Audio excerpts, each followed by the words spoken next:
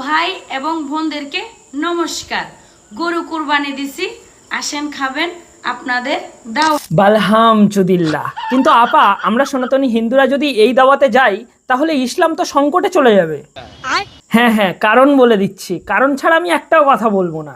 আমরা সনাতনী হিন্দুরা গরুকে মাতা রূপে পূজা করি এবং তার দুধ পান করেই বড় হয়েছি। আমরা গোমাতাকে পূজা করি, ভক্ষণ করতে পারি না, কিন্তু আপনার দাওয়াত অবশ্যই রক্ষা করব। আপনি যদি গরু বাদে ঈদের পায়েস আমাকে দেন তাহলে আমি অবশ্যই খাবো। কিন্তু আমারও একটা কর্তব্য থাকে।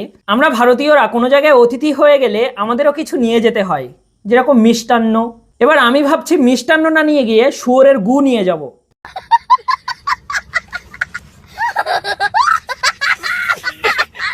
তাতে আপনার ইসলাম সংকটে পড়ে যাবে না তো?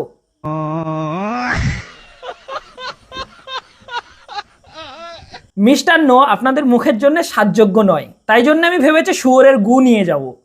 এবার আমাদের মতো হিন্দুদের দাওয়াত দিয়ে যদি আপনার ইসলাম সংকটে পড়ে যায় সেটা আপনার দায়িত্ব। আমি কিন্তু আপনার দাওয়াতে অবশ্যই যাব, তবে হ্যাঁ, শুয়োরের গু নিয়ে পায়েস খেতে যাব। তুমি যদি সনাতনী হিন্দু হয়ে থাকো আর তোমাকে যদি এইভাবে কেউ ঈদের দাওয়াত দেয় তাহলে এই ভিডিওটা তাদের পাঠাও।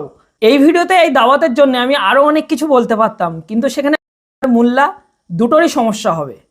कितने तेजस्वी लोग हैं हमारे पास, कितने शानदार विचार रखते हैं जी। কি আর ঈদের দাওয়াত দিবি?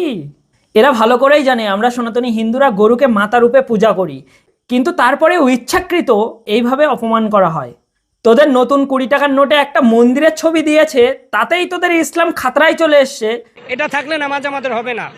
টাকার মধ্যে মন্দিরের ছবি না দিলেও হইতো না, উঠলে আমরা আন্দোলনে যাবো। মন্দিরের ছবি নিয়ে কোনোদিনও নামাজ হবে না, এটা মাকলুব।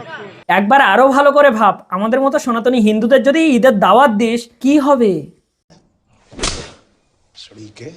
আমি জানি বলতে হবে না, ভিডিও এমনিই শেয়ার হয়ে যাবে। দেখা হচ্ছে পরের কোনো ভিডিওতে। জয় শ্রীরাম, জয় সনাতন। তাহলে আপু আপনি পায়েস রান্না করুন, আমি শুয়োরের গু নিয়ে আসছি।